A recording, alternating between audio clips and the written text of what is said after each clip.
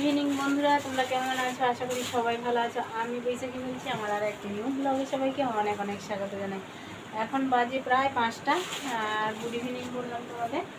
আর এখন দেখো, আমাদের রুমটা দেখতেই পাচ্ছ, সমস্ত কিছু গুছিয়ে নিয়েছি, ব্যাগ ট্যাগ। এখন বেরোবো আর কি, বাবার বাড়ি যাব।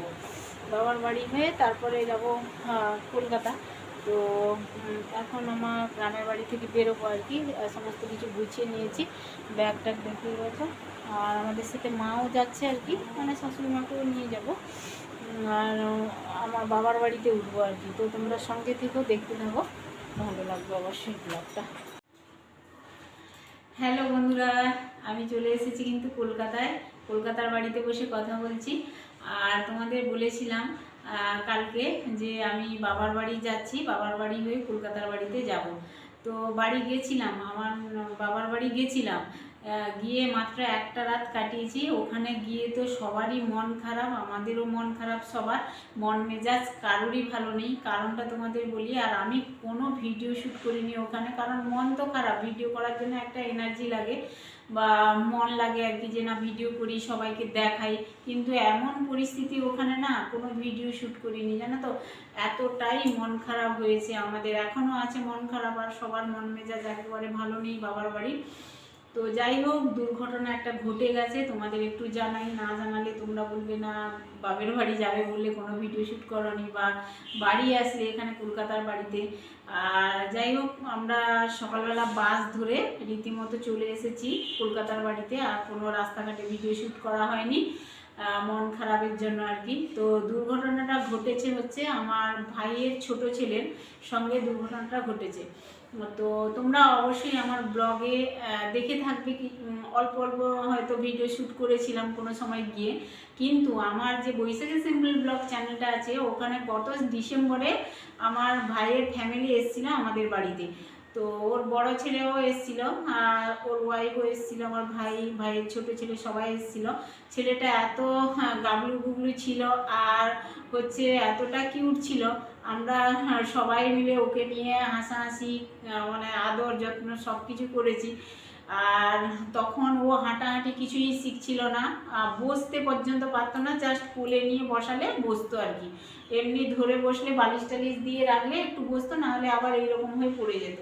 তো যাই হোক, দিন গেছে, মাস গেছে, 1 বছর প্রায় হয়ে গেল। ডিসেম্বর তো চলেই আসলো। আর ওদের আসারও কথা ছিল, ডিসেম্বরে আসবে বলেছিল আর কি, তবে শেষের দিকে আসবে বলেছিল। এর মধ্যেই দুর্ঘটনাটা ঘটে গেল। সেইটা হচ্ছে কি বলতো, ওর মা হচ্ছে গরম জল করছিল। গরম জলটা করেছিল কারণ হচ্ছে চাউমিন করবে, চাউমিনটা ভিজাবে গরম জলে। তো সেই গামলিটা রেখেছে গ্যাসের কাছে, আর ও বসছিল একটু দূরে। আর ও বমি করে দিয়েছিল। তো বমি হচ্ছিল আর কি, ওর মানে কাশি হতে হতে বমি করে ফেলছিল। ওর মা ওই বমিটা পরিষ্কার করবে যাচ্ছিল আর কি। আর একটা কাপড় আনতে গেছে, ও কি করেছে, দূরে যেই বসেছে সেই চলে গেছে ওইখানে, কখন চলে গেছে আর কি। গিয়ে গামলিটা এমন টেনেছে, দিয়ে জলটা ওর হাতেই পড়ে গেছে, একদম বাম সাইডটা। কি বলবো, আমি তো দেখেছি, আমার এত কষ্ট লাগছে, এগুলো আমি দেখতে পারি না, এতটাই কষ্ট লাগছে। আর ওর মানে সবসময় মুখে একটা করছে, মানে ওর ভিতরে যে কষ্ট হচ্ছে না, জ্বালা যন্ত্রণা হচ্ছে, ও খুবই কষ্ট পাচ্ছে। এবার কি বলতো, বাচ্চাটাকে সবাই কম বেশি ভালোবাসে, সবাই ভালোবাসে, সবাই আদর করে, সবাই মোটামুটি দেখাশোনা করে, দেখে টেকে রাখে। এখন বাচ্চা তো কখন কিভাবে কোথায় চলে যাবে, হেঁটে হেঁটে জল টানবে, এটা ওটা জিনিসপত্র টানবে, সবাই মোটামুটি ওকে লক্ষ্য নজর রাখে। কিন্তু যখন দুর্ঘটনাটা ঘটে না, তখনই মানে কি বলবো, সবাই থাকলেও কিন্তু ওর সাথে ওইটা হবেই। কারণ সবাই বাড়িতে ছিল, ওর মাও ছিল সঙ্গে, কিন্তু এমনভাবে যে হয়ে যাবে কেউ ভাবতে পারেনি, এইরকম যে সিচুয়েশান হয়ে যাবে। তো ভীষণ কষ্ট পাচ্ছে ছেলেটা, একেবারে চামড়া উঠে গেছে একদম। আমি তো দেখে ভীষণ কি বলবো, খারাপও লাগছে, আমার মন পুরো কান্না করে দিয়েছিলাম। আমার মা, বাবা, ভাই আর আমার ভাইয়ের বউ সবাই মোটামুটি কান্নাকাটি সব। বাচ্চাটার এত কষ্ট হচ্ছে, এত কষ্ট হচ্ছে। ওই জন্যই বন্ধুরা একদম ভিডিও শ্যুট করিনি, খুবই মন খারাপ। ওর সাথে যে এইভাবে এইরকম হবে আর আমরা কেউ কল্পনাও করিনি, ভাবতেও পারিনি আর কি। এইভাবে যে গরম জলটা পড়ে যাবে। গরম জলটা কিন্তু মানে বেশ ছিল, গরম ছিল, বেশ গরম জল। এই জন্যই পড়ে তোমার কোনো রকমই ওর টানতে গেছে, গামলিটা ধরতে গেছে আর অমনি উল্টে পড়েছে, ঠিক আছে। ভাগ্যিস চোখে মুখে কোনো কিছু লাগেনি, এইখানে একটু লেগেছে, একটু না বলবো না, কিন্তু এখান থেকে দেখেছি এই পর্যন্ত পুরো একেবারে এই জায়গাটা বেশি। মানে যা বোঝো বন্ধুরা, ওর গায়ে কিছু মানে জামা প্যান্ট কিছুই নেই আর কি। আর ওকে একেবারে আলগা করেই রেখেছে এখন। ওর মা সব সময় কোলে নিয়ে বসছে আর একটা পাতলা তোয়ালে দিয়ে ঢাকা দেওয়া আছে, এতটাই ওর ক্ষত ইনজোর হয়েছে আর কি হাতে। আর এখন শীতের দিন হোক বা গরমের দিন হোক, এইটা যে হয়েছে যার সাথে হোক না কেন, এটা খুবই কষ্টের, ঠিক আছে। তো যাই হোক, যেটা হবে না, ঠিক ঘর ভর্তি লোক থাকলেও চোখের নিমেষে কীভাবে দুর্ঘটনা ঘটে যাবে সেটা আমাদের মানে ভাবনার বাইরে হয়ে যায়, বুঝলে। তো মা যখন বলে আমাকে, আমার ভীষণ কষ্ট লাগছিল, পুরো মাও কান্নাকাটি করছিল। সত্যি বাচ্চাটাকে এত চোখে চোখে রাখে সবাই, কিন্তু এইভাবে যে সবার সামনে এরকম হবে কেউ ভাবতে পারেনি। তো যাই হোক বন্ধুরা, সবাই সাবধানে থাকবে।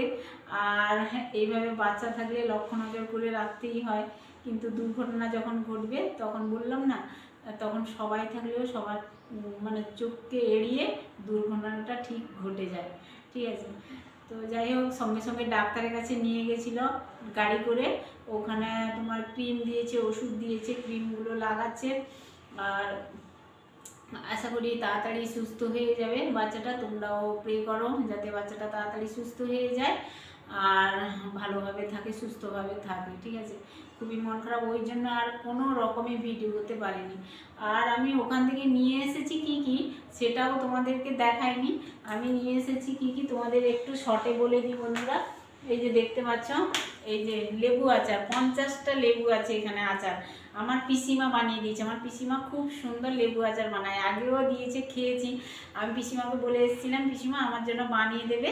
আর এই জন্য এই যে এবার পিসিমা এসেছিল, অনেকদিন ছিল, পিসিমাকেও দেখায়নি, পিসিমাও খুব শরীর খারাপ আর ওখানে ভিডিও শ্যুট করিনি। তাই দেখো তোমাদেরকে না দেখিয়ে পারলাম না, দেখাতেই হলো এটা, কারণ খুবই ভালো জিনিস এটা।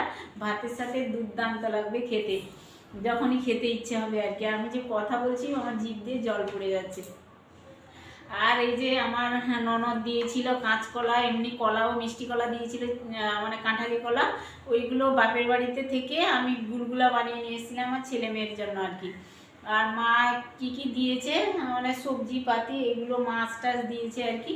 তো ওগুলো তো পরে রান্নাবাড়ি করব, তোমাদের সাথে কম বেশি আস্তে আস্তে শেয়ার করব।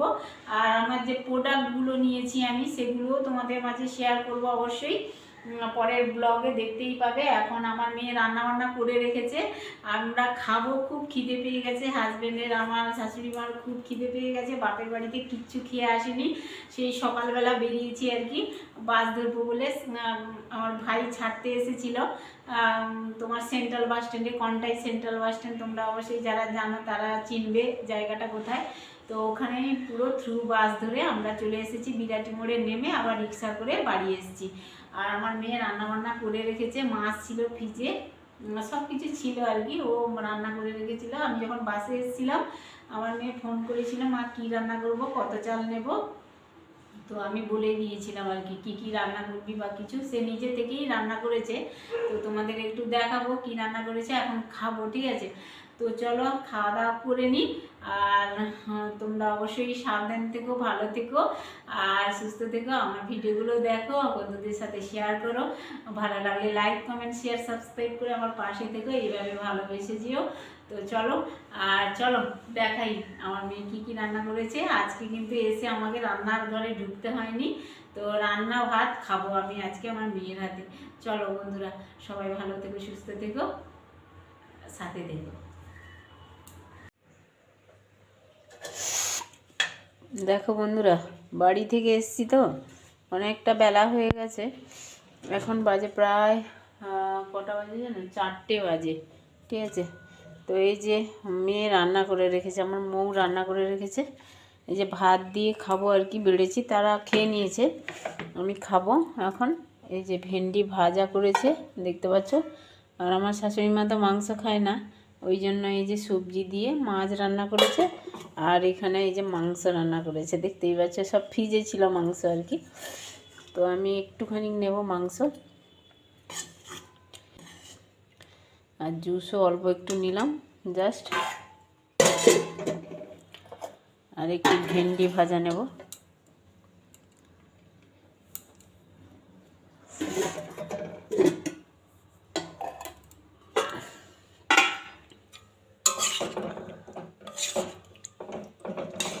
আর একটু ঝোল নেব, জিরা দিয়ে ঝোল, জিরে বাটা দিয়ে।